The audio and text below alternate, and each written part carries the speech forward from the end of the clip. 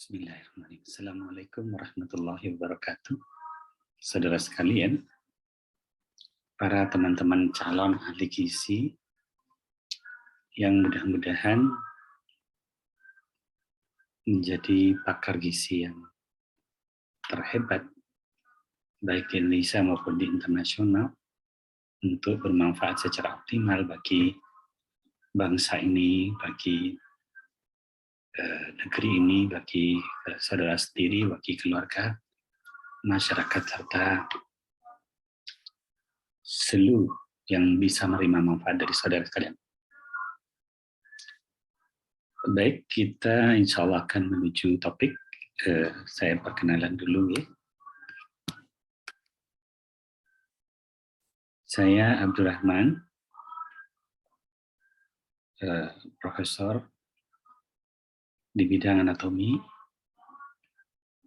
dan juga sebagai akupunkturis. Saat ini sebagai Head Department of Anatomy, Histology, and Pharmacology, Medical Faculty of Erlangga University. Saudara sekalian,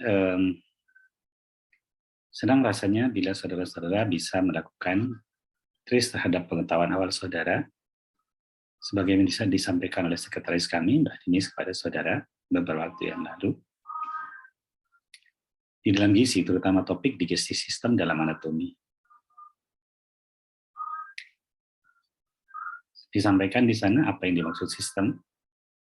Mudah-mudahan saudara sudah menjawabnya dengan baik. Lalu kemudian kemana goal?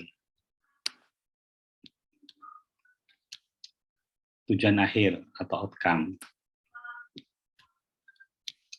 yang ingin dicapai oleh digestif system, terutama di bidang anatomi ini. Apa yang dimaksud gizi, saudara sekalian?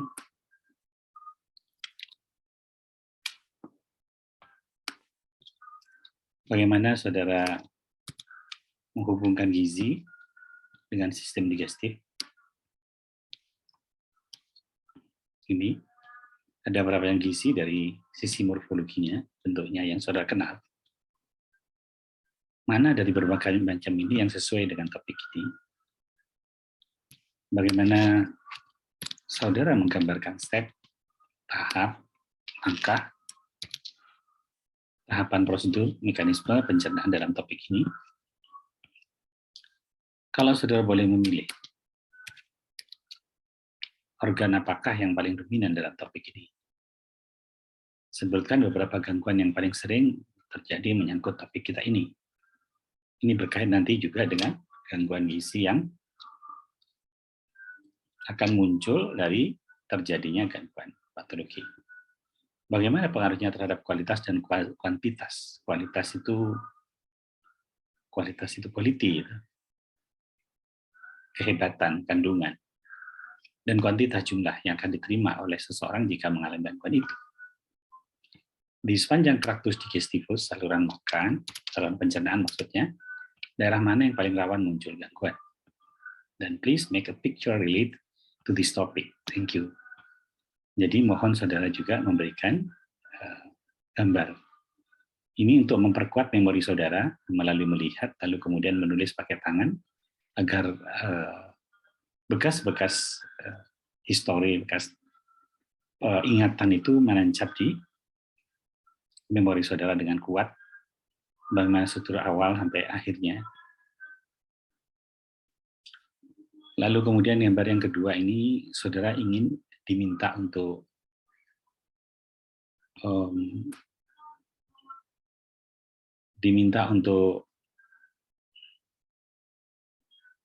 memahami struktur dasar dari sistem saluran cerna kita. Ialah terdiri dari, ini dasar saudara, mulai dari ujung oris sampai ke anus. Variasinya nanti ada, tetapi secara mendasar saudara akan mengenal bahwa strukturnya adalah serosa. Saudara lihat di sini ada visceral peritoneum, selapis sel yang menyusun jaringan peritoneum visceral. Lalu di bawah itu ada pembuluh darah. Di dalamnya ada pembuluh darah dan ialah vena dan arteri, dan tentu saja ada struktur saraf yang tidak ditampilkan di sini. Saraf otonom maksudnya. Kemudian struktur berikutnya adalah setelah ini, setelah pelapis bungkusnya di luar ini, yang dilengkapi dengan suplai darah, ini ada muscularis externa. Muscularis externa itu terdiri dari dua, yang sirkular, yang mengelilingi itu layernya, dan longitudinal. Dari sini saudara bisa paham bahwa nanti digestif tract itu, traktus digestifus itu mampu melakukan gerakan peristaltik, mulai dari anus, mulai dari oral ke anus. Dan di situ dia dikontrol oleh saraf.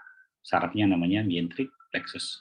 Saraf ini otonom, dia bekerja berdasarkan rangsang lokal dan dihubungkan dengan saraf otonom yang dari pusat, ialah simpatis dan parasimpatis nantinya. Ini lalu kemudian di situ ada submukosal. Di bawah mukosa tempat penyerapan. Plexus submukosal ini bekerjanya nanti untuk mengendalikan kelenjar ini. Di sini kayak pembuluh darah untuk penyerapan dan untuk proses untuk memberikan energi dan nutrisi untuk melakukan proses pencernaan.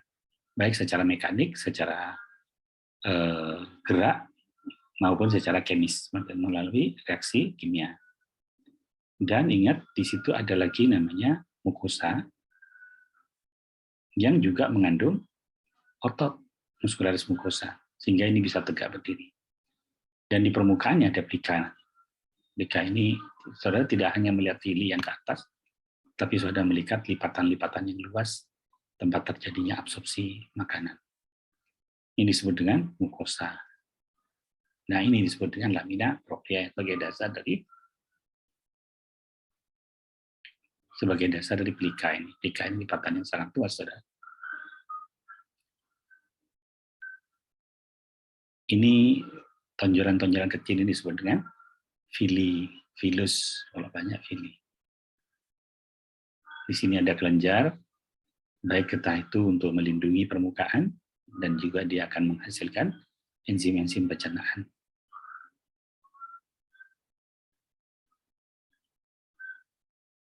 Yang ini disebut mucosal gland, dan ini disebut submucosal gland. Secara struktur, dan dari situ saudara diharapkan, begitu saudara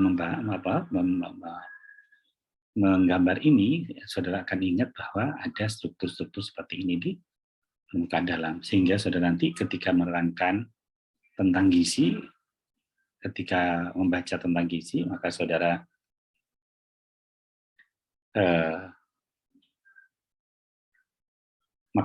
secara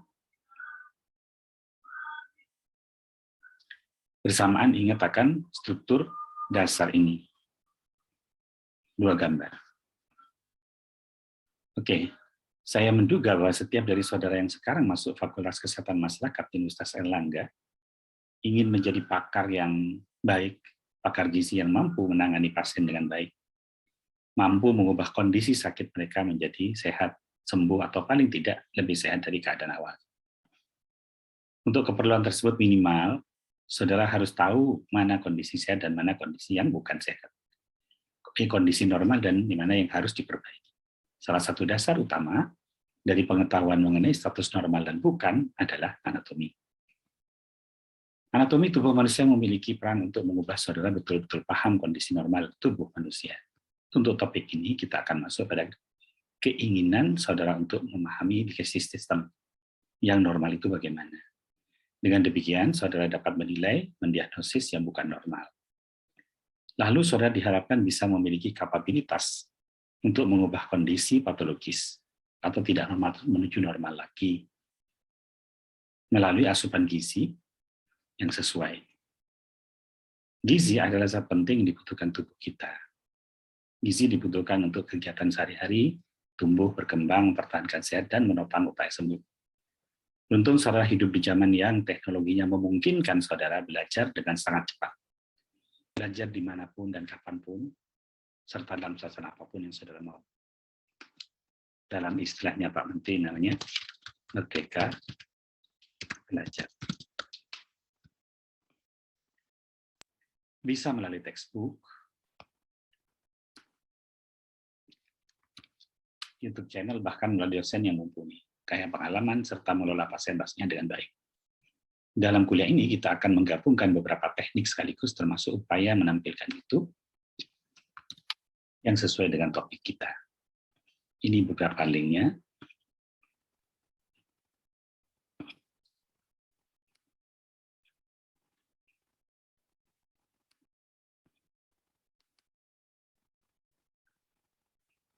Saudara sekalian, kita masuk pada digestif sistem.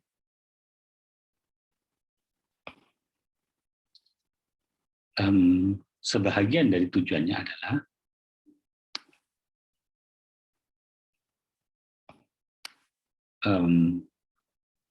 agar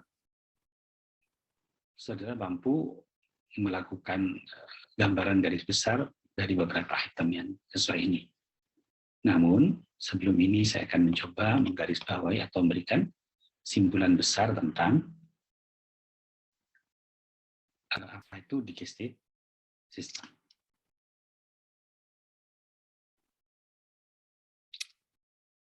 Stop dulu.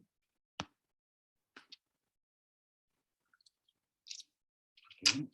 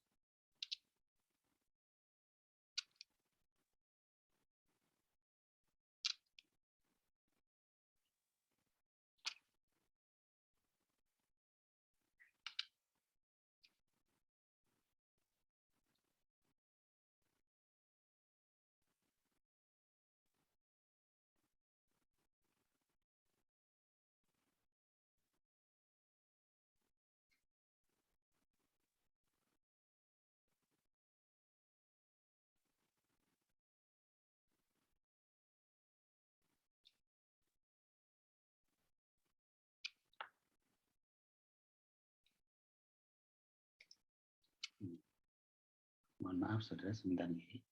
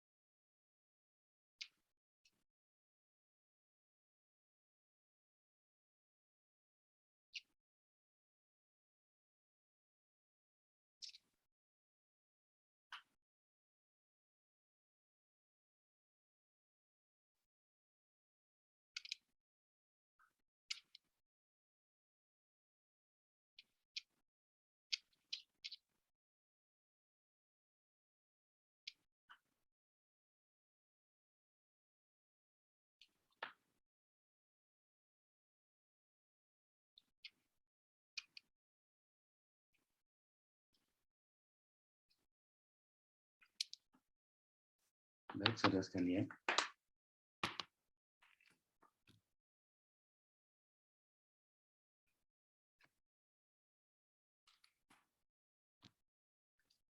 Saya ingin memberikan kalkulasi garis besar terhadap digestive system yang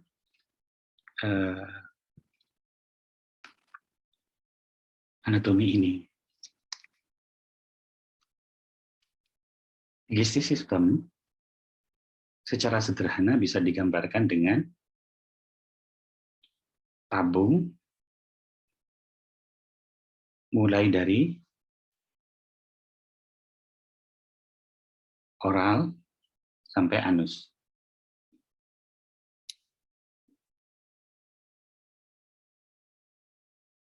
Apa yang dimaksud dengan digestive system adalah sistem yang berurusan dengan pencernaan.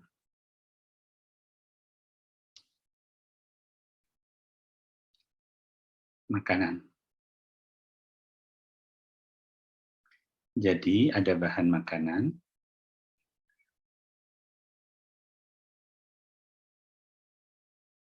dicerna,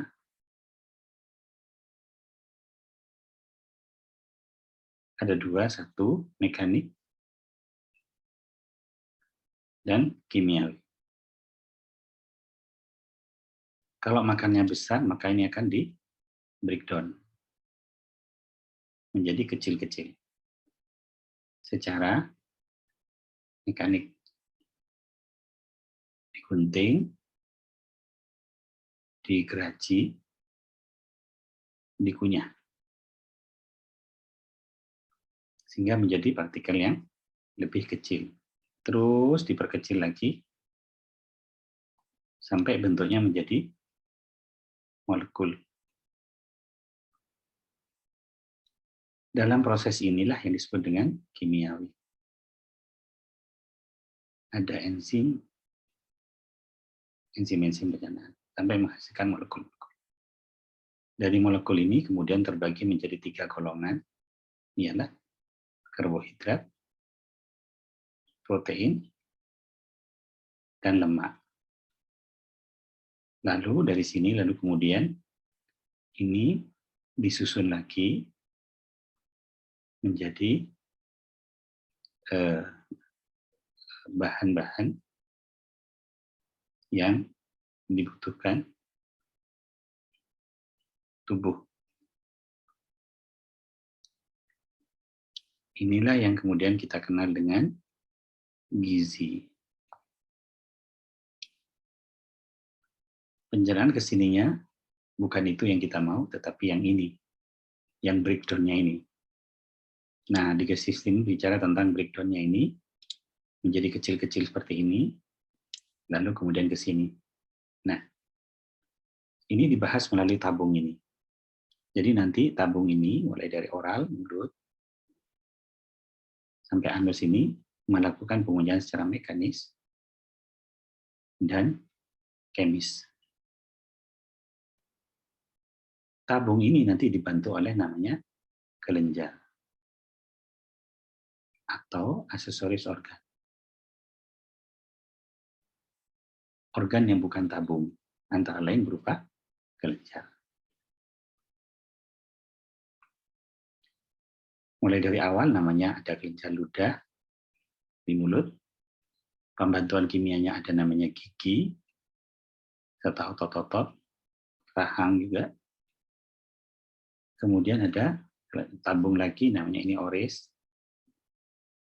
dan ini esophagus. Mulai dari sini ada salurannya membesar, disebut dengan stomak, lambung. Dan dari sini kemudian muncul kelenjar-kelenjar atau aksesoris organ, namanya liver, gallbladder. Lalu kemudian ada pankreas, dan kelenjar-kelenjar pencernaan yang saling ramai membantu proses pencernaan, mulai dari katakanlah apel sampai di breakdown menjadi karbohidratnya, proteinnya, dan lemaknya. ada gerakan peristaltik dari sana, dari anus, dari oral ke anus, ada gerakan kunyah. Kunyah itu bisa gigi, beserta otot-otot mulut, lalu kemudian bisa berupa otot sirkular yang saudara mengenalnya sebagai bahan dasar dari kelenjar, yaitu otot longitudinal tadi di submukos itu, di mukosanya saluran makan, sirkular, menggerakkan ke anus. Baik, saudara sekalian, jadi secara garis besar itu yang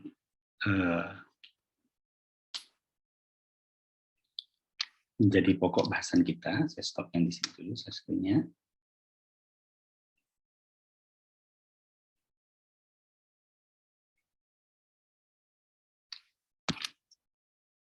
Oke.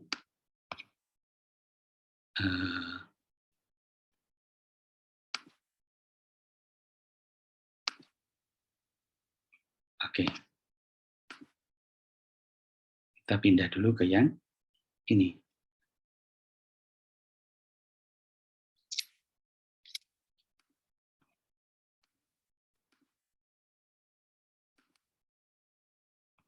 Baik. Saudara sekalian, ini yang ada di gambar itu. Jadi struktur itu mulai oris, mulut, sampai dengan anus. Ini secara simpel, secara sederhana bisa digambarkan sebagai tabung lurus. Lalu di tengah-tengahnya nanti kita ketemu dengan aksesoris organ, liver, pankreas yang besar, ada liver beserta gallbladder. Sebenarnya gallbladder ini saudara tahu bahwa ini tempat menampung hasil olahan sekresi dari liver berupa garam empedu. Ini penting sekali untuk menyambung antara lemak dan air. Kalau saudara tidak di luar namanya sabun. Supaya lemaknya larut dalam air, maka diperlukan garam empedu.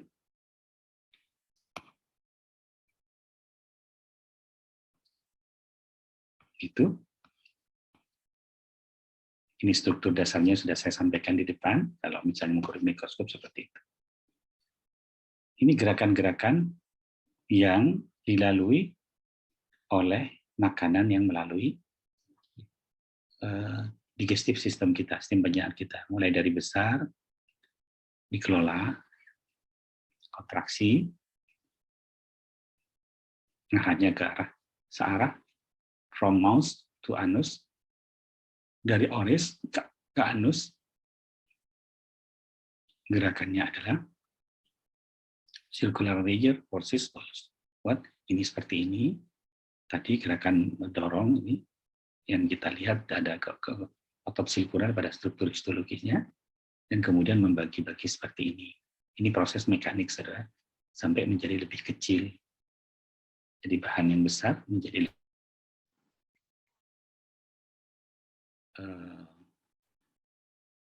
internetnya belum stabil, tapi kita coba teruskan.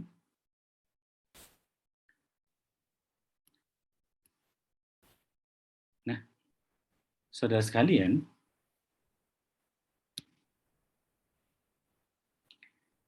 sistem pencernaan itu yang banyak tadi, panjang tadi, pipa yang panjang tadi, diatur sedemikian rupa sehingga membentuk susunan seperti pada gambar ini. Ini bisa dilihat dari samping. Saudara mengerti bahwa ini adalah vertebrae, thoracalis, lumbalis, dan struktur pencernaan kita digantung oleh mesenterium. Mesenterium, mes, enteron. Mes itu gagangnya enteron. Enteron itu usus, meso itu jaringan ikat yang menggantung ke dinding perut. Ini digantung ke belakang. Ini mesenteriumnya berubah menjadi transverse mesokolon. Enteronnya itu adalah kolon yang ini. Kalau ada namanya, enteronnya itu bisa lambung, bisa kolon, bisa dan namanya usus. Mesonya itu menggantungnya ke belakang. supaya bisa terkendali. Di belakang ini ada pankreas yang ditempelkan pada tulang belakang, duodenum ada di sini, dan gambaran secara umum adalah seperti ini, ditempel-tempelkan karena dia traktus digestivus itu suatu saluran yang panjang sekali, harus diikat mesenterinya ini, tempat pembuluh darah, pembuluh limfa, saraf, dari arah belakang, suplainya ke depan, sampai pada anus. Ini kira-kira secara umum. Gambaran secara umumnya adalah seperti ini. Ini ada tulang belakang, ini ada pengikatnya, namanya mesenterium tadi, dorsal mesenteri, depan mesenteri, ini enteronnya khususnya, nah ini ada aksesoris organ itu tadi, yang di sini digambarkan oleh liver. Baik.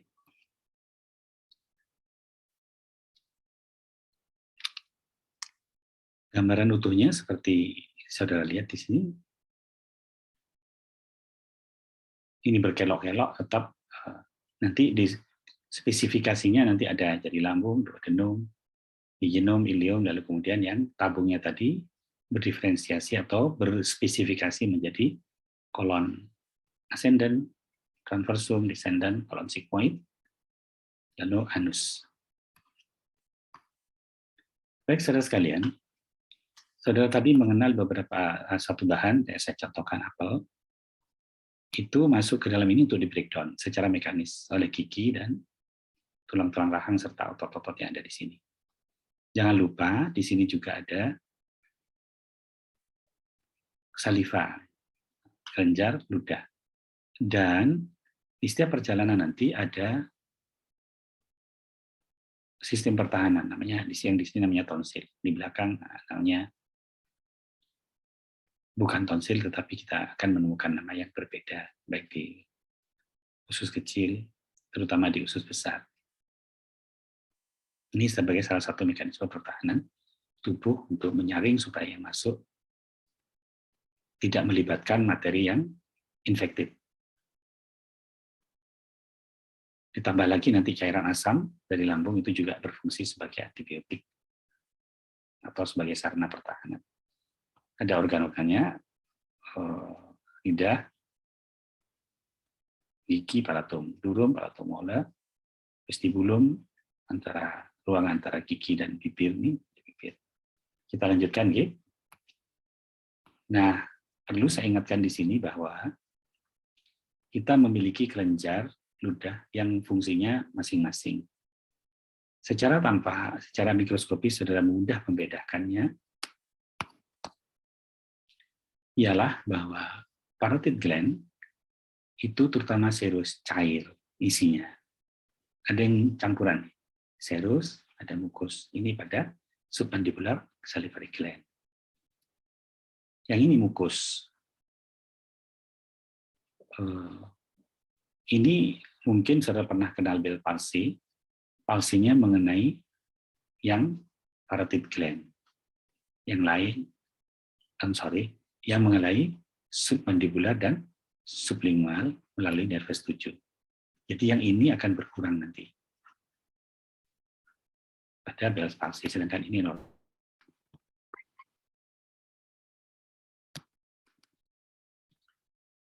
Jadi ingat ada 3 tipe dari saliva. Ini yang parotis, ini dikendalikan oleh nervus 9. Yang ini submandibular dan sublingual, ini dikendalikan oleh nervus 7. Kalau nervus yang ini nanti berhubungan dengan kelenjar air mata. Kalau penyakitnya sering ada parotiditis biasanya pada anak-anak, atau kita tidak akan.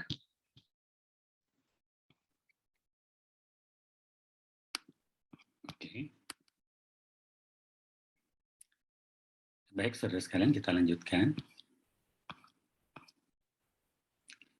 Ada struktur geligi yang strukturnya mungkin tidak akan diperdalam di sini. Hanya ingin melihat ada struktur enamel, dentin, valve cavity, gingival, sulcus. Yang penting, saudara paham bahwa ini lapisan terkeras yang avaskuler, tidak memiliki vaskuler. Supportnya dari bawah sini, sehingga kalau ada kerusakan biasanya terus menjalar ke bawah. Dentin ini masih umum, masih lumayan dia dapat informasi atau nutrisi dari jaringan pulp di bawah. Kalau di atas avaskuler. Tidak memiliki pembuluh darah maksudnya, sehingga kalau terjadi masalah bolong dan sebagainya itu berarti permanen, perlu ditempel. Ada beberapa jenis giginya, mulai dari yang akarnya tunggal, ada double, dan seterusnya. Ini bahasan dari dental medical. Kita akan meluaskan ke arah yang lebih spesifik ke anatomi. Nah, ini dia. Ada proses pencernaan yang dari gigi geligi itu tadi, disertai dengan saliva. Di situ terjadi sebagian pencernaan karbohidrat, tapi tidak untuk protein dan lemak. Masuk, bolus makanan ini yang masih besar, ke faring, lalu ke esophagus, pharyngeal phase, esophageal phase, masuk ke lambung. Ini terjadi proses mekanik yang seperti ini, penutupan jalan nafas nanti, ini jalan nafas dan tutup, baru masuk ke esophagus di belakang dari trakea. Trakeanya ada di depan. Maka dari itu kalau saudara makan sambil bicara bisa tersedak karena ini bisa masuk. Atau kalau bayi lagi menyusu sambil menangis, ininya bisa masuk ke dalam paru-parunya, orangnya batuk. Mestinya ketutup ini. Epiglotis, tutup saluran makan, saluran nafas, masuk. Terus sampai ke diafragma, batasnya ini kardia, batas antara esophagus dan lambung. Masuk ke lambung hampir tidak ada sama sekali pencernaan, atau maksudnya adalah penyerapan absorpsi. Dinding esophagus ini pada mulanya tertutup ototnya, otot-otot somatis yang di samping ini. Dan mukosanya berlipat-lipat pada waktu tidak ada makanan.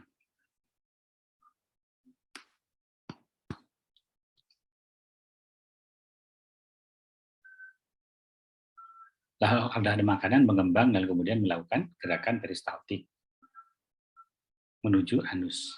Ini potongannya di setinggi intercostal space kedua.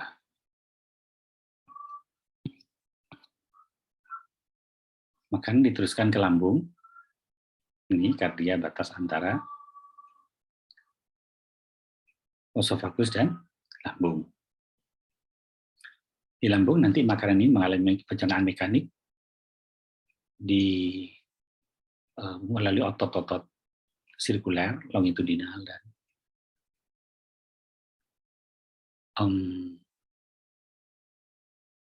ada 3 lapis otot di sini.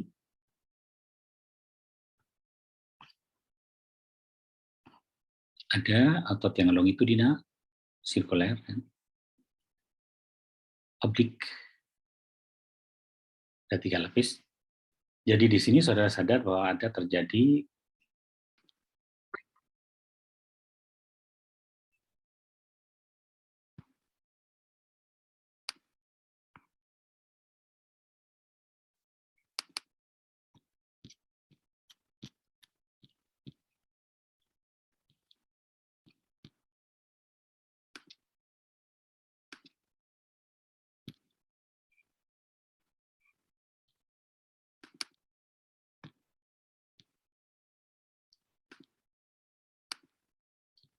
jadi saudara sekalian,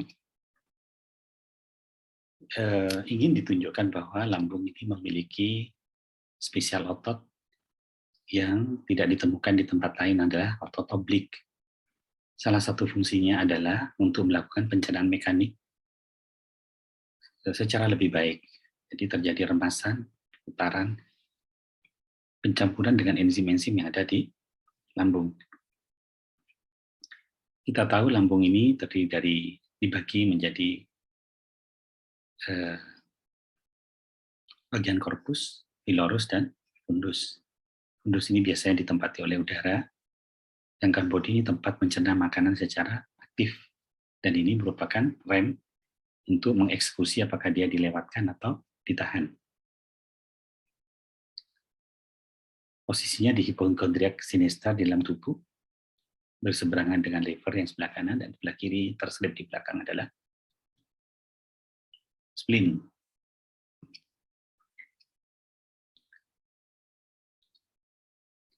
Kalau saudara ingat struktur anatomis dari tube yang ada di depan, maka lambung ini memiliki keistimewaan adalah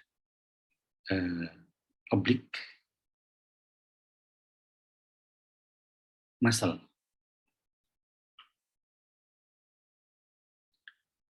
Dia memiliki lapisan oblik paling dalam dari terus yang kita lihat di depan adalah longitudinal, sirkular, yang ini ada oblik. Dan di lambung ada rugae. Sementara di pilorus ada semacam sphincter. Yang ini akan mengatur bahan-bahan yang akan diteruskan ke dalam duodenum.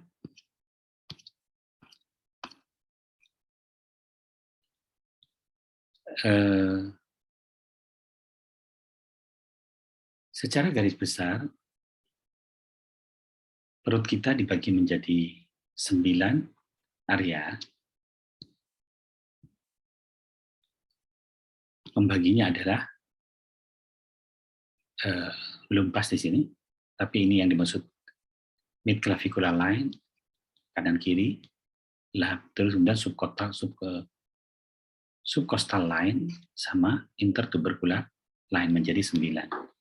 Yang saudara perhatikan di sini adalah epigastrium, itu tempatnya liver terutama, lalu kemudian sebagian lambung, tapi ke hipokondriak dextra yang kanan sepenuhnya ada livernya dan flexura coli dextra. Yang kiri ada lambung, ada lien, spleen, dan flexura coli atau belokan coli kolon sinistra, karena ini ada kolon transversum bukan yang di atas.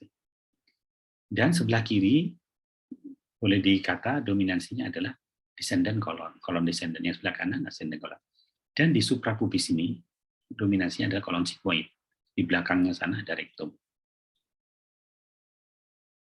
Special attention di sini ada daerahnya umbilikus. Biasanya saudara paham kalau ini tempatnya teman-teman medis melakukan operasi untuk menggapai umbilikus, karena di sini ada daerahnya umbilikus, ya kan? Inguinal,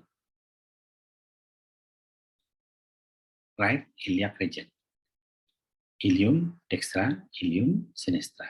Ini daerah umbilikus itu suprapubis atau hipogastrik. Baik. Kembali lagi pada lambung, kita kenal ada struktur-struktur yang sudah dibahas di depan.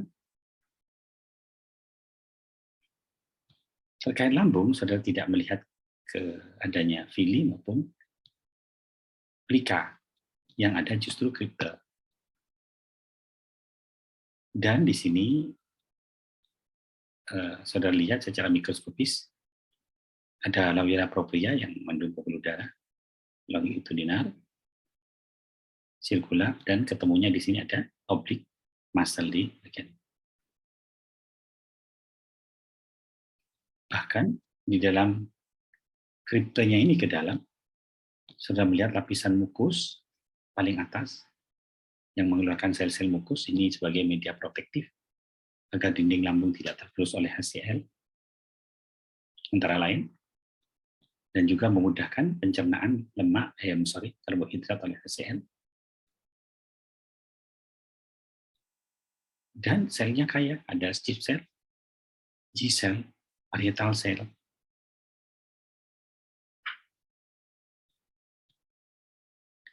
Yang semuanya dikelompokkan menjadi glandula atau kelenjar lambung.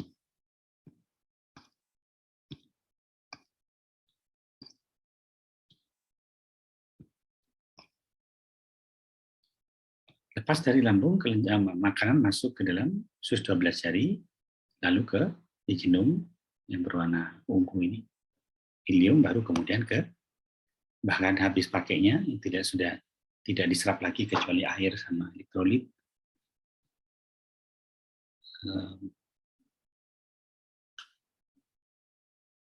Ada terjadi pembuatan vitamin D, terutama di bagian ileosekal.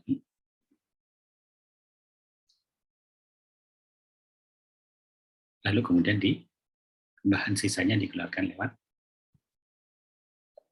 anus melalui rektum. Secara garis besar, secara umum, saudara menemukan bukan seperti yang di lambung, tetapi sebagaimana yang digambarkan di awal. Di mana di ileum, di yenum ini terjadi absorpsi yang luar biasa sehingga permukaannya harus dinaikkan jadi fili, jadi plika itu semacam melipat gitu. Dan tonjolan-tonjolnya ada namanya fili atau filus nih, untuk memperkuat absorpsi selain juga pencernaan.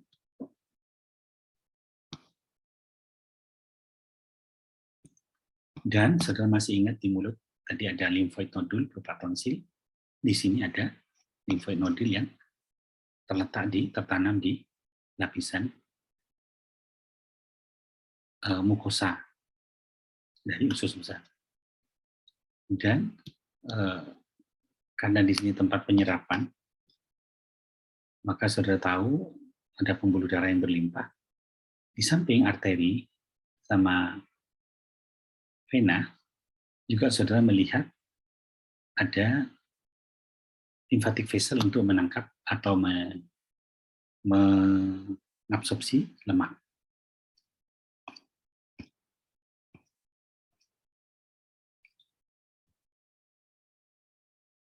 Gambaran histologis ini ingin memberikan pemahaman kepada kita berbeda antara duodenum, yeyunum, dan ileum. Kita lihat dominansinya ada pada submucosal gland. Tentu saudara tahu kalau sudah banyak mukosanya ini pasti terjadi proses kimia yang luar biasa di dalam duodenum. Ini terjadi absorpsi besar-besaran, pelikanya tinggi-tinggi, permukaannya luas, dan yang digambarkan pada ileum justru adanya dominansi dari Peyer's page ini untuk mekanisme pertahanan. Saudara pasti bisa bedakan, pelikanya di sini dan di sana berbeda.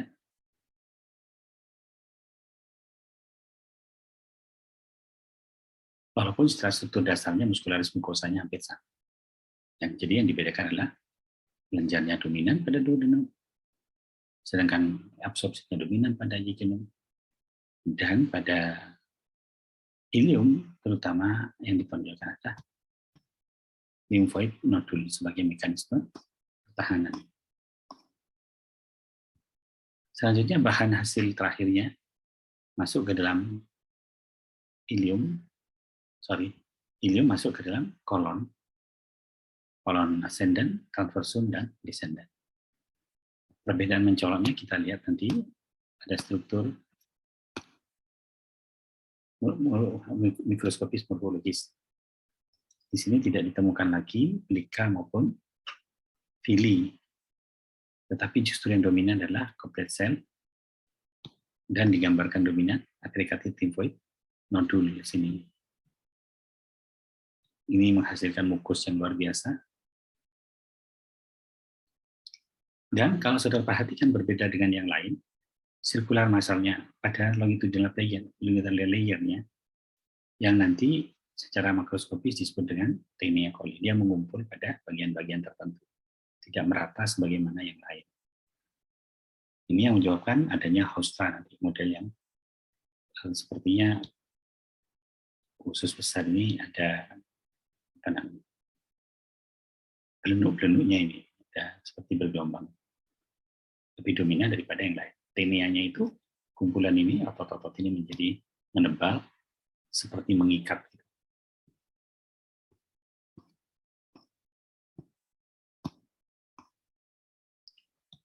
Itu tadi tentang kita bicara tentang saluran yang membawa dari oral ke anus.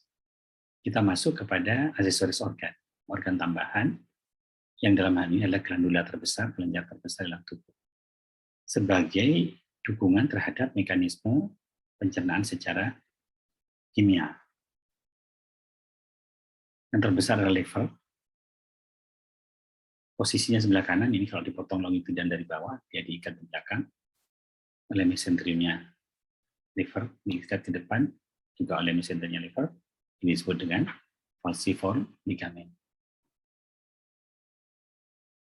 Ini sebagaimana kita lihat di depan, waktu kita melihat dari perpisiar adalah lambung sebelah kanan dan lien. Secara anatomis, liver ini dibagi dua oleh falciform ligamen. Ligamentum falciform. Namun secara fungsional, dia dibagi melalui porta hepatis, gallbladder, dan ligamentum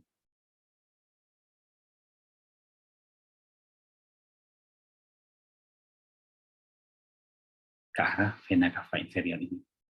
Dibagi menjadi dua bagian secara fungsional. Kalau tadi ada lobusnya kecil, lobusnya besar secara anatomis, tetapi secara fungsional, dia dibagi menjadi dua yang menghubungkan vena cava, portal, sama gallbladder ini.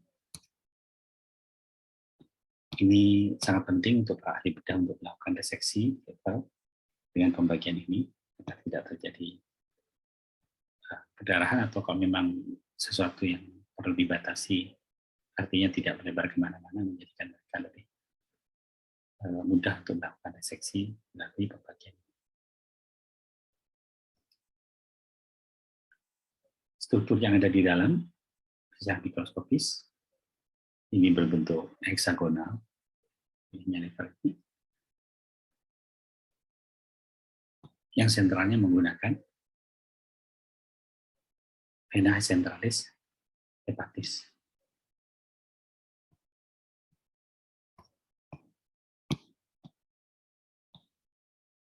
Penting dari sini berkait dengan digestif sistem ini, bahwa liver itu menghasilkan garam empedu yang nantinya akan dikumpulkan di dalam kandung empedu.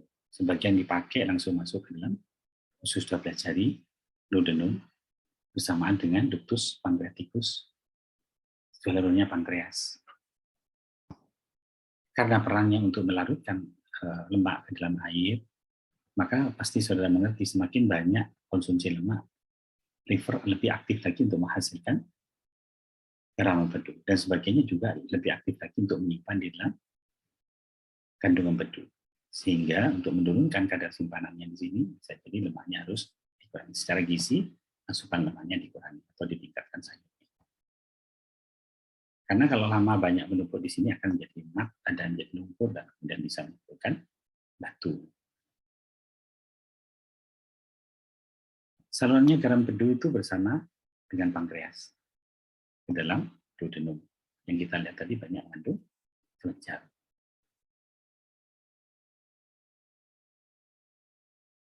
Pankreas antara lain berfungsi untuk mencerna protein, karbohidrat, dan lemak. Pankreas ini memiliki suplai darah yang luar biasa, mulai dari truncus celiacus dan arteri mesenterika superior. Di belakang itu ada arteri mesenterika superior. Samping menghasilkan getah pencernaan, pankreas juga menghasilkan hormon insulin dan glukagon, yang itu fungsinya jenazah. Di samping dalam hal ini akan mengatur metabolisme glukosa atau komponen kecil dari karbohidrat, ya kan?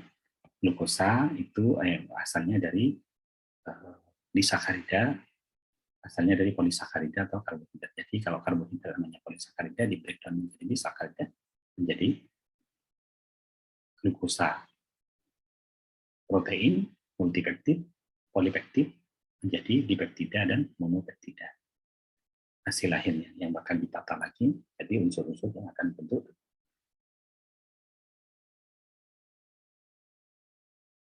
Kalau lemak, unsur kecilnya namanya asam lemak.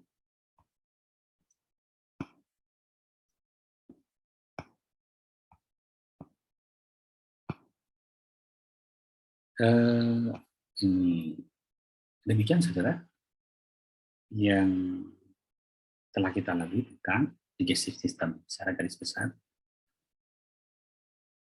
Rangkaian kuliah ini meliputi pengantar yang saudara telah melakukan beberapa pengisian pada pertanyaan dari Mbak Ninis dan menggambar, itu menjadi kesatuan bagian dari kuliah ini. Dan kalau dihitung dari depan menjadi tidak lagi 2 jam, tetapi bahkan sudah tahu bahwa itu lebih dari 2 jam. Lalu kemudian setelah ini kita akan bersama-sama melengkapi pemahaman melalui tayangan itu terkait dengan digestive system, masih terkait dengan digestive system.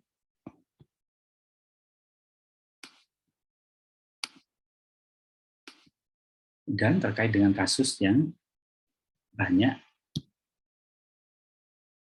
terjadi di masyarakat dan ini mengganggu kualitas maupun kuantitas gizi yang akan diserap, yaitu gastritis akut dan penyakit metabolit lain yang terkait dengan pankreas. Insya Allah kita lanjutkan dengan itu. Mudah-mudahan melalui beberapa rangkaian kuliah ini dan model yang disampaikan ini menjadikan kita lebih paham dan lebih mengerti untuk bisa menangani kasus-kasus yang seharusnya tidak menjadi patologis atau memperbaiki keadaan yang kurang bagus terkait dengan gizi dan terkait dengan anatomi digestif. The digestive system is responsible for the breakdown, the digestion and absorption of food. The digestive tract, also known as the alimentary canal, is the pathway where food travels through after being ingested. The digestive tract consists of the mouth, esophagus, stomach, small intestine, large intestine, also known as the colon, and the rectum. Therefore, we can refer to the digestive tract as a long tube that runs from the mouth to the rectum. Food enters the mouth and leaves through the rectum. But there are also other organs called accessory organs that play fundamental roles in digestion. These organs include the salivary glands, tongue, teeth, the liver, gallbladder, and the pancreas. Without the proper function of these accessory organs, food will not be digested properly and consequently will not be absorbed, resulting in gastrointestinal diseases, such as malnutrition. So looking at a general overview of the digestive system, food can be grouped into 3 main categories: carbohydrates such as bread, proteins such as meat, and lipids such as oil. These foods are ingested by the human.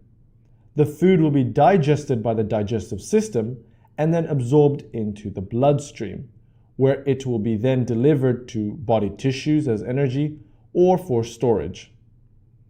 Finally, waste is excreted.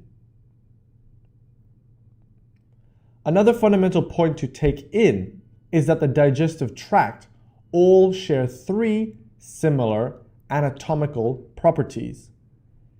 Here I am drawing a diagrammatical cross-section representation of the digestive tract. The digestive tract have 3 main layers. The lumen is the inside space of the digestive tract. The first layer is mucus, and we find it around the lumen. Mucus lubricates the food and also protects the lining of the digestive tract. Then you have the epithelial cells, the lining of the digestive tract, that forms the tract itself. Some of these cells are what produce and secrete mucus. The third layer is the smooth muscle layer, the outer layer, which is important in contraction. Through contraction, the smooth muscle allows the food to move through the digestive tract after being ingested. Now that we have a better feel for the digestive system, let us look at each of the organs of the digestive system and what they do in relation to foods being consumed. So food enters the oral cavity. The process called mastication occurs, which is essentially chewing. Food will be broken down mechanically by the mouth, teeth playing a key role. The tongue plays a role in tasting the food as well as mixing the food around, while the salivary glands within the oral cavity secrete saliva, which lubricates the food. There are 3 salivary glands: the sublingual, meaning below the tongue, parotid, and submandibular, which means below the mandible. The salivary glands also secrete an enzyme called amylase, which will initiate carbohydrate digestion. Once the food leaves the oral cavity in a partially digested form, it is swallowed, a term called deglutination. The food is actually now referred to as a bolus. The bolus, which means bowl in Latin, is a mass of food that has been chewed up.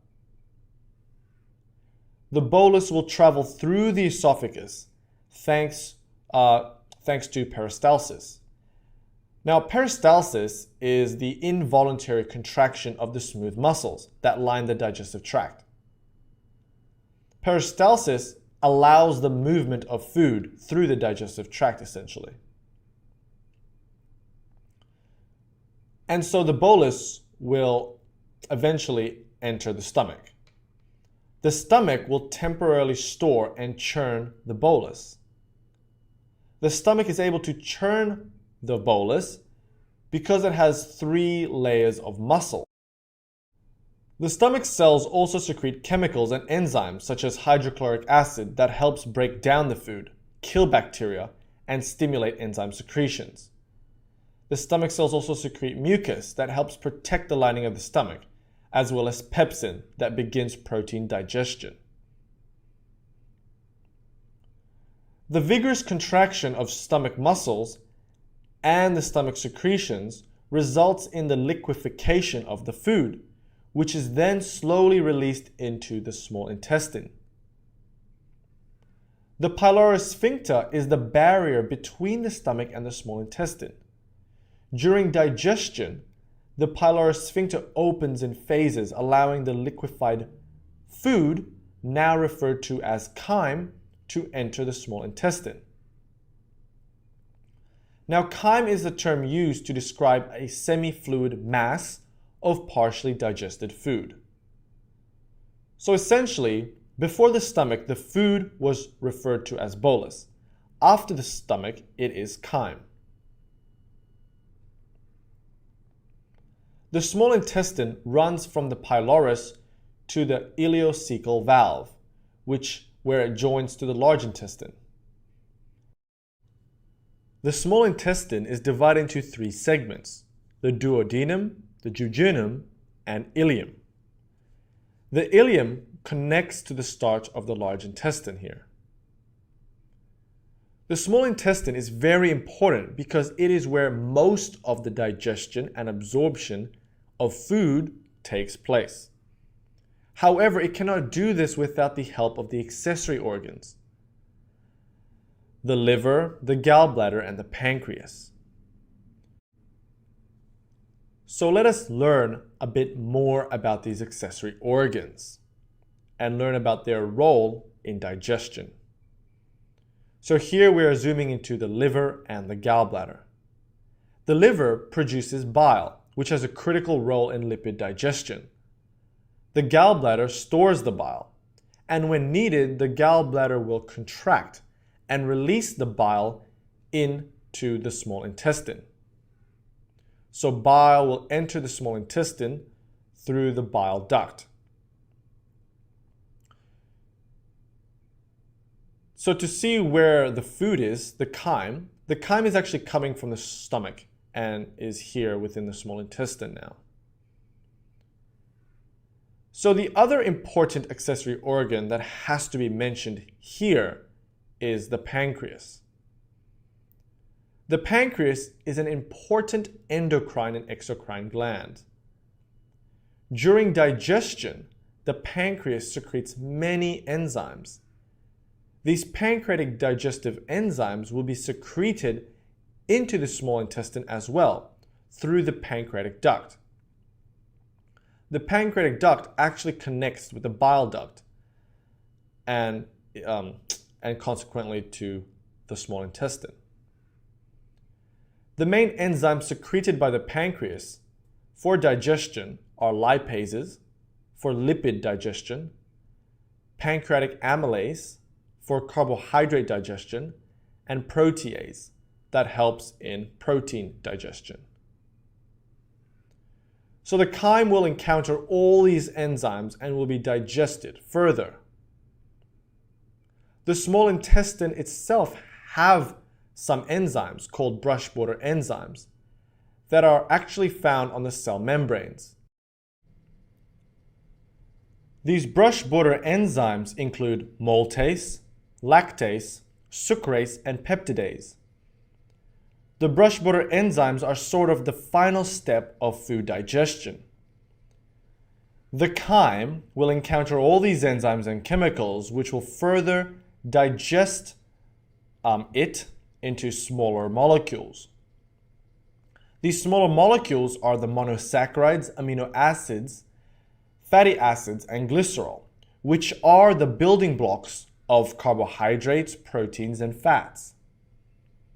And it is only in this form that the body can absorb them. So the monosaccharides and amino acids are able to be absorbed by the small intestine into the bloodstream, where it will then travel to specific areas in the body. The fatty acids are absorbed by the small intestine into the lymphatics with the help of bile. So from all this, we can see how the small intestine is the major place for the digestion and absorption of food. Therefore, it is important that we understand more about the histology of this organ. If we zoom into the small intestine, we can find the lining of the intestine with its rich blood supply. The small intestine is composed of finger-like projections called villi and crypts. Now below the crypts are stem cells that keep dividing, renewing the cells above. The villi is important in food digestion and absorption because it increases surface area. The small intestine also has a thin layer of mucus. Now we move on to the large intestine, also referred to as the colon. The main function of the large intestine is to absorb water and ions, as well as storing and transporting waste that will be expelled by the body. But there are other things that happen within the large intestine. Because what happens is that foods that are not digested and absorbed in the small intestine, these foods will reach the colon. And so we will soon see what will happen to these non-digestible foods. But first we need to learn a bit more about the anatomy of the large intestine.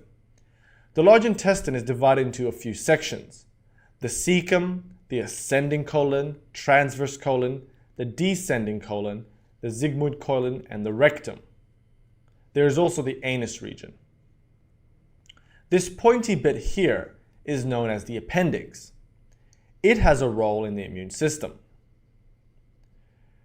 What most people may not know about the large intestine, in particular the proximal area of the large intestine, so I'm talking about the cecum, is that a lot of these non-digested foods undergo fermentation by the trillions of bacteria that live here. So let's have a look at what happens. So here we're zooming into this area. Here we have the colon cells, and we can find mucus above the colon cells, and so here is the lumen. Residing within the lumen are many types of bacteria that can digest these foods that have escaped digestion in the small intestine. So foods that are not digested and absorbed in the small intestine can undergo fermentation by bacteria in the colon. Through fermentation, the bacteria can produce many substances that the human body can use, such as short-chain fatty acids. Finally, it is important to compare the histology between the small intestine and the large intestine. So let's take a section of the large intestine. It also has a rich blood supply to the lining. The large intestine has crypts where stem cells keep dividing, renewing the cells above. However, the large intestine do not have villi. And to add further to this, the large intestine has a very thick mucus layer compared to the small intestine, with an additional thinner mucus layer on top. The difference in mucus thickness is thought to be because of the denser population of bacteria that reside in the large intestine. And of course, substances, foods, and contents that are not digested and absorbed will be excreted by the body as feces. And that is where I finish. Thank you for watching.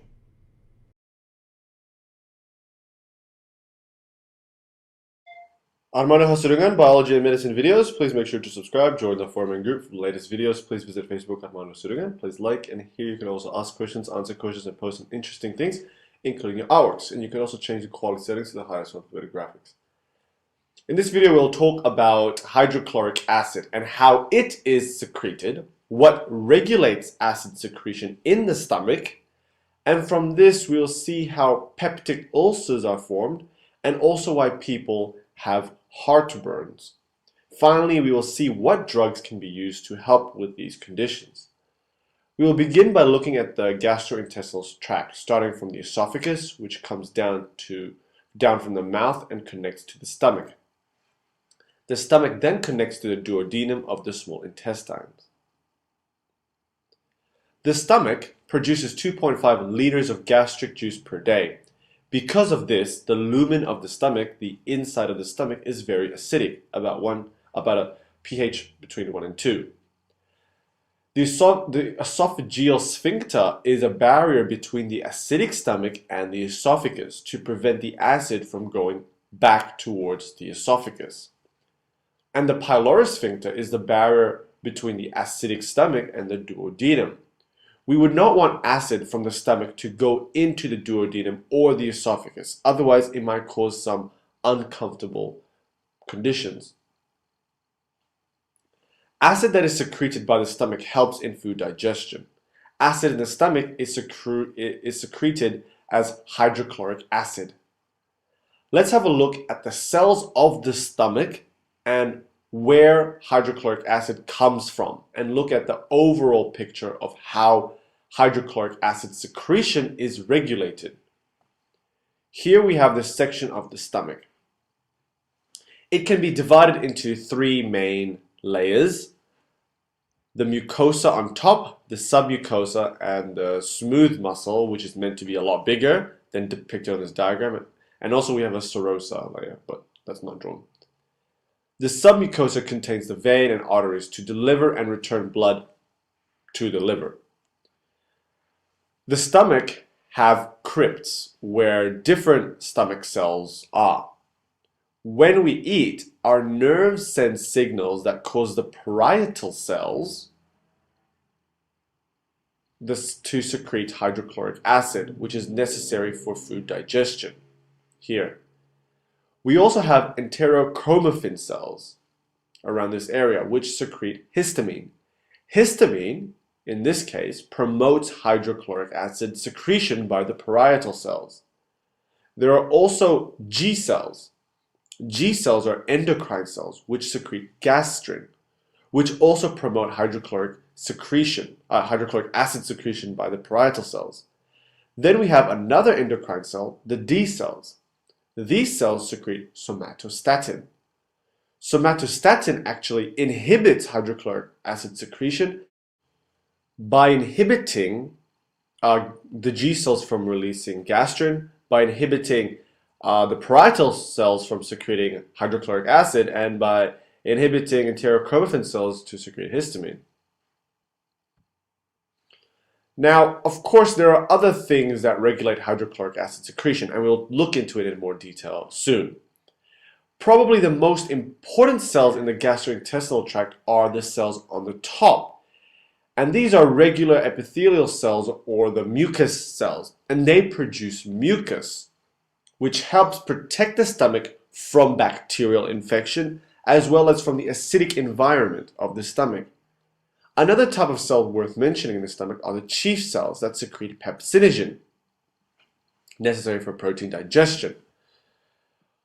Okay, let's have a closer look at how hydrochloric acid is secreted and how it is regulated by all these other cells and surrounding it. So here we have some stomach cells. We have the D cells, the G cells, and here we have the parietal cells. The parietal cells secrete hydrochloric acid, remember, and then we have the mucus cells. Here we have the enterochromaffin cell, abbreviated ECL. The parietal cells secrete hydrochloric acid into the lumen of the stomach, which is situated here through a proton pump sort of thing. The parietal cells secrete hydrochloric acid by secreting hydrogen ion in exchange for potassium ion, and then it will secrete this potassium ion again together with chloride ion, thus forming hydrochloric acid in the stomach. Simple. HCl is hydrochloric acid and helps in food digestion. So what stimulates the process of secreting hydrochloric acid? Well, as we mentioned, ECL secretes histamine, which bind onto histamine 2-like receptors on the parietal cells, which will stimulate this whole process to secrete hydrochloric acid. The G cells, which are endocrine cells, will secrete gastrin into the bloodstream. From here, gastrin will bind onto gastrin receptors on ECL, which will stimulate histamine release, which will then stimulate hydrochloric acid secretion by parietal cells. Gastrin will also bind onto gastrin receptors on parietal cells, which will stimulate hydrochloric acid secretion. The vagus nerve, part of the parasympathetic nerve, innervating the stomach area, will secrete acetylcholine, which will bind onto muscarinic receptors on both parietal cells and enterochromaffin cells, which will all promote hydrochloric acid secretion. So all these were promoting hydrochloric acid secretion. The cells and mechanisms that inhibit hydrochloric acid secretion include the hormone somatostatin, which is secreted by the D cells. So somatostatin inhibits basically the hydrochloric acid secretion. Also, inflammatory mediators such as prostaglandin E2 and prostaglandin I2, derived from arachidonic acid, inhibits hydrochloric acid secretion. Arachidonic acid, through the enzyme COX, can synthesize prostaglandin E2 and prostaglandin I2, which binds to prostaglandin receptors, which inhibit hydrochloric acid secretion by the parietal cells. Prostaglandin E2 and prostaglandin I2 also binds to and activate mucus cells to secrete mucus and bicarbonate. These are the most important substances that have a negative effect on hydrochloric acid in the lumen of the stomach, because mucus and bicarbonate essentially neutralize the acid, which prevents the acid from damaging the stomach itself. So mucus is very important in this respect. Now we know how hydrochloric acid is regulated and balanced in an overall general picture here. Let's see what happens when there's too much hydrochloric acid secretion, when there's just heaps of HCl's. Essentially, if there's too much hydrochloric acid being secreted and there's not enough defense against this acid, it can cause peptic ulcers. Let's zoom into this peptic ulcer. Here is a diagrammatic representation of a peptic ulcer. Here is the mucus layer, submucosa, the 3 muscle layers, and the serosa. Peptic ulcers are eroded areas of the mucosa caused by digestive juices and acid, which may be perforated or bleed. Peptic ulcers are particularly in the stomach, but ulcers can also occur anywhere along the gastrointestinal tract, including the duodenum. The pathophysiology of peptic ulcers are straightforward. If there is an infection by bacteria such as Helicobacter pylori, this can cause peptic ulcers. And of course, if there is an imbalance between mucus damaging products such as pepsinogen and hydrochloric acid and the protective products such as bicarbonate and mucus, this can cause hydrochloric acid. So if there's less mucus and there's more acid, of course you would damage the mucus layer, causing peptic ulcers. Now, causes of peptic ulcers can be induced by stress, smoking, and non-steroidal anti-inflammatory drugs, NSAID. Now you might think, how would NSAIDs possibly do this? Well, remember down here, prostaglandin E2 and prostaglandin I2 normally inhibit hydrochloric acid secretion. NSAIDs work by inhibiting the enzyme COX, which is responsible for making prostaglandin E2 and prostaglandin I2. So if we inhibit the synthesis of these prostaglandins, it would mean that more hydrochloric acid can be secreted, which can cause peptic ulcers. Another condition that can arise from too much acid, or acid itself, is a phenomenon known as heartburns, which don't actually involve any heart damage, or maybe, but it doesn't. It's actually better called acid gastric reflux. Gastric acid reflux is when we have backflow of stomach content, acid, upwards towards the esophagus. The esophagus lacks the protective lining of the stomach, therefore acid reflux can cause pain, inflammation, and damage. GORD, also known as gastric esophageal reflux disease, is an extreme case of gastric acid reflux. Some people call it GERD because different English-speaking countries require different abbreviations, which is ridiculous. Anyways, GORD can be associated with certain food, medication, or conditions. And in gastric acid reflux, they can cause the phenomenon heartburn, and this can occur as much as 20% in the GORD cases. So gastric acid reflux up the esophagus can cause heartburn. The pathophysiology of GORD is not fully understood, but it's most probably due to the disturbance in normal gastric reflux barrier, or the weakening of the esophageal sphincter, which is the barrier between the acidic stomach and the esophagus. Okay, so now that we know about gastric acid reflux and peptic ulcers, how would we treat it? Well, we can either neutralize the acid or prevent the acid from being secreted.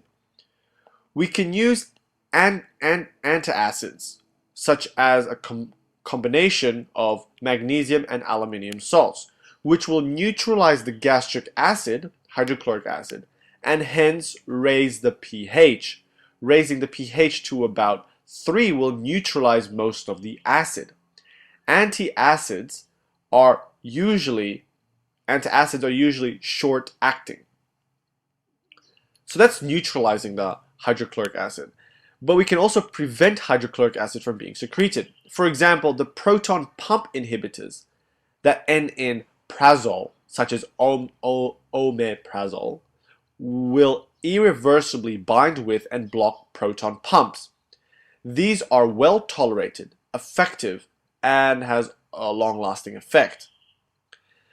There are also histamine 2 blockers, such as cimetidine, which inhibits all histamine 2 receptors. Therefore, they have a shorter action duration than proton pump inhibitors, and they are found to have more of an affinity to block H2 receptors in the stomach, even though there are H2 receptors all over the body. We can also inhibit the actions of acetylcholine from the parasympathetic nerve endings by using atropine, but these have problems in itself. So I hope you enjoyed the physiology, the disease, and pharmacology video on gastric acids. Thank you for watching.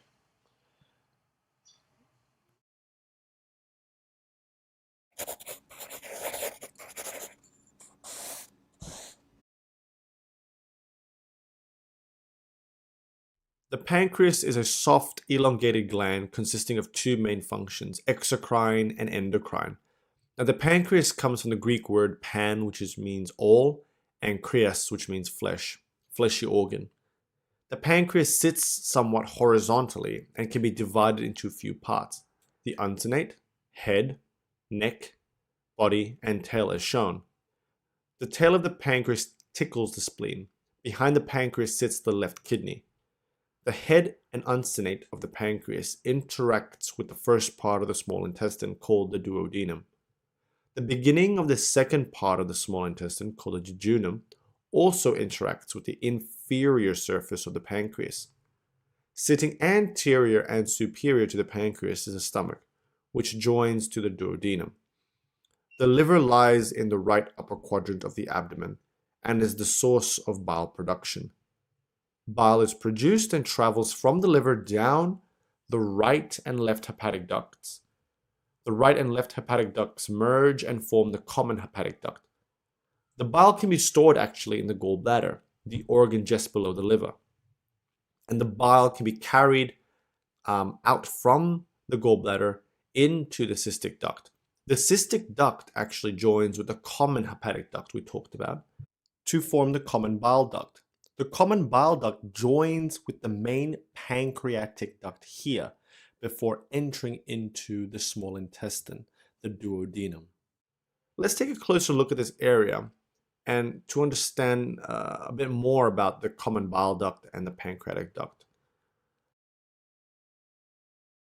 The flow of bile is controlled by the sphincter choledicus.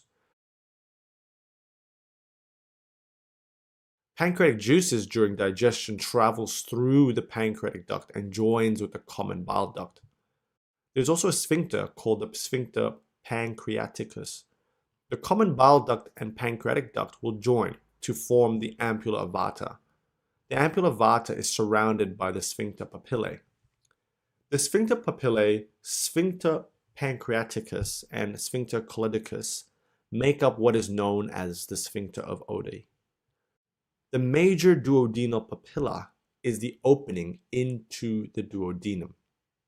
So just a reminder, here is the duodenal wall and here is the pancreas. So let's take a closer look now at the pancreas and its physiology, how it helps in food digestion, and in particular, what actually stimulates its function. Here again is the pancreas surrounded by other organs. The pancreas is open here, as I have drawn. Remember, when we eat, food is in the stomach and the content is actually acidic.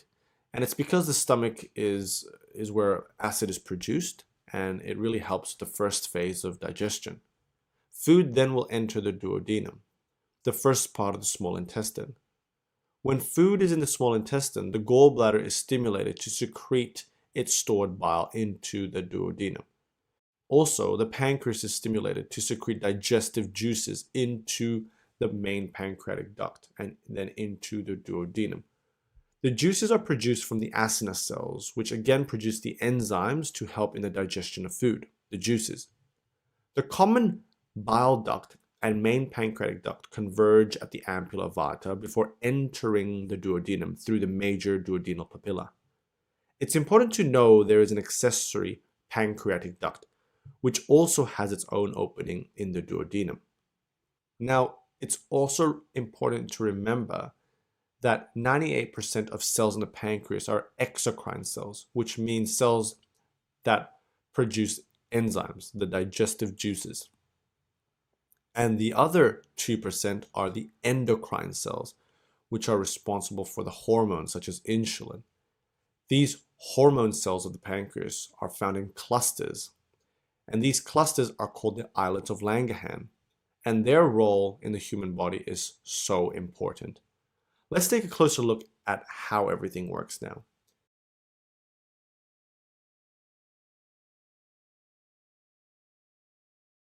So here you have the acinous cells, which make up the exocrine function of the pancreas.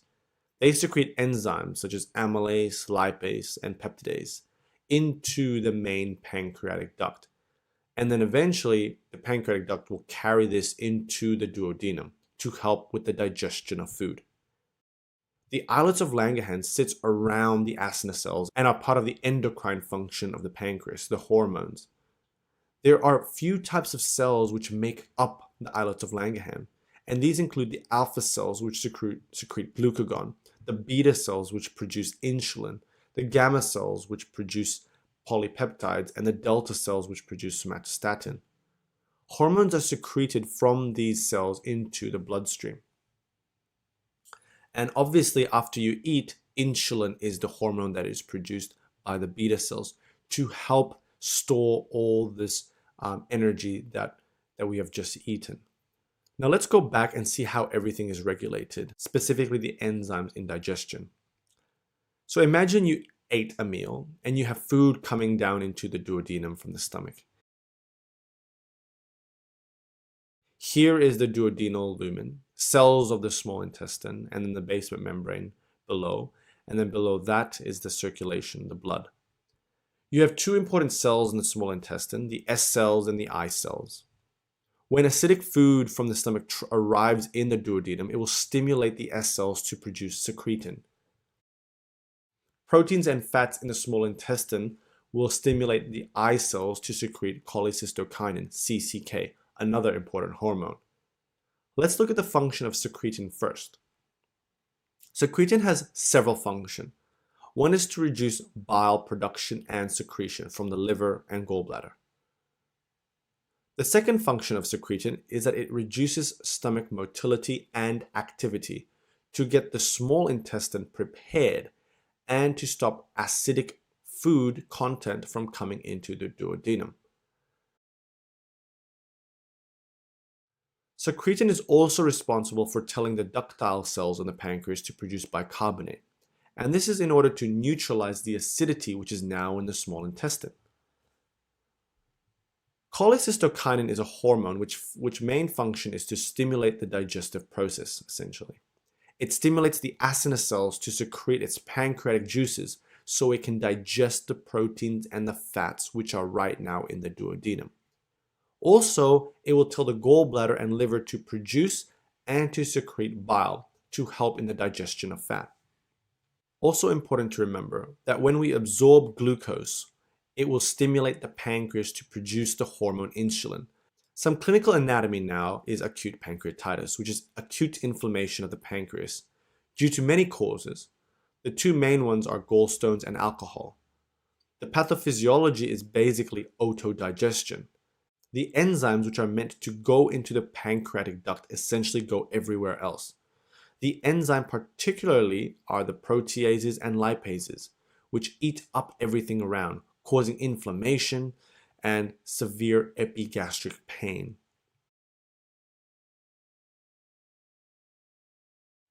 Let us now focus more on the arteries and veins of the pancreas. The pancreas sits in front of the inferior vena cava and the descending aorta. The tail of the pancreas tickles the spleen, and the head of the pancreas is next to the duodenum. The descending aorta runs here, and the celiac trunk branches at about T12 to L1 vertebral level. The celiac trunk has three main branches which supply the organs around it. At about L2, another important artery called the superior mesenteric artery comes off the descending aorta and runs behind the pancreas and over the duodenum. Adjacent to the superior mesenteric artery is the superior mesenteric vein, which comes also behind the pancreas, but it does not drain into the inferior vena cava. Let's focus more on the arteries. So here is the pancreas. Remember the celiac trunk branches at T12L1. It has three main branches. The left gastric artery will supply the stomach. The splenic artery, the second branch, is a very tortuous artery and has some branches supplying the superior part of the pancreas as well as the greater curvature of the stomach. The splenic artery ends at the spleen. The common hepatic artery is the last branch of the celiac trunk, and it will branch off to the right and has many branches. It becomes the common hepatic proper which will supply the liver with oxygen, but also the gallbladder nearby. The other branch is the gastroduodenal artery. The gastroduodenal artery branches again into the superior pancreaticoduodenal artery, and this has an anterior and posterior part to it. So where does the inferior pancreaticoduodenal artery come from? Well, it comes from the superior mesenteric vein, which, if you remember, comes off the descending aorta here at about L1 to L2 level. The inferior pancreaticoduodenal artery also has the anterior and posterior portions. Some clinical anatomy. There's a thing called superior mesenteric artery syndrome. It is a rare condition in which the duodenum is compressed against the superior mesenteric artery and the abdominal aorta, or the descending aorta. Let's take a look at the descending aorta and the superior mesenteric artery from the side. Remember, the superior mesenteric artery is a branch of the descending aorta and goes over the duodenum. Right under the superior mesenteric artery here is actually the left renal vein as well. And then below this is the duodenum. Surrounding all these structures is mesenteric fat, which is really important in maintaining everything where it is. You can say it protects the superior mesenteric artery and the duodenum. So you can imagine if you become malnourished, resulting in cachexia, it can be due to anorexia or malabsorption, you lose all this mesenteric fat. This causes duodenal compression, which will essentially give symptoms of bowel obstruction. But when you think about it, superior mesenteric artery syndrome, the angle is very acute, and it can also cause left renal vein obstruction, which can cause kidney injury and also left-sided varicocele. So those are the important arteries to remember about the pancreas. Let's look at the veins now. Here is the pancreas again, and behind it is the inferior vena cava and the descending aorta. Draining from the spleen is the splenic vein, and this travels posterior behind the pancreas. The inferior mesenteric vein, which carries blood from the hindgut, drains into the splenic vein. Then there is the superior mesenteric vein, which carries blood from the midgut and also joins to the splenic vein. And together, the superior mesenteric vein and the splenic vein will form what's called the portal vein. You have to realize that the blood draining from these GIT veins carry a lot of nutrition. All this glucose, protein, will travel via the portal vein into the liver, where further biochemical reactions will take place. So these veins from the GIT don't drain into the inferior vena cava, but will drain into the liver via the portal vein, which is very important to understand.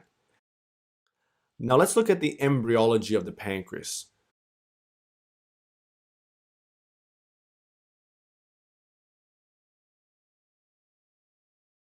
You have the duodenum here.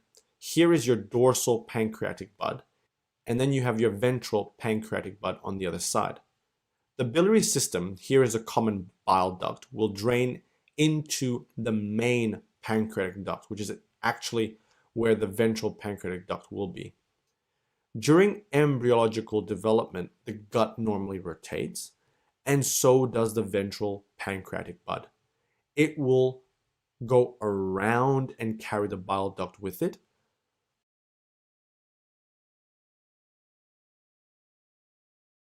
The ventral pancreatic bud will fuse with the dorsal pancreatic bud. The ventral pancreatic bud will then become the uncinate process. The ventral and dorsal pancreatic buds ducts will anastomose, and this again will become the main pancreatic duct, and this will become the accessory duct we spoke about. And of course, the common bile duct here will join with the main pancreatic duct and drain into the duodenum. The ventral bud again becomes the uncinate process of the pancreas. Some clinical anatomy. Annular pancreas. It is a developmental anomaly in which a ring of the pancreas tissue completely encircles the duodenum. What happens here is the ventral pancreatic bud may consist of two lobes, which will maybe rotate to either end of the dorsal pancreatic bud, encircling the duodenum really. Annular pancreas is a cause of pancreatitis and also symptoms of partial bowel obstruction. Surgical correction is often required.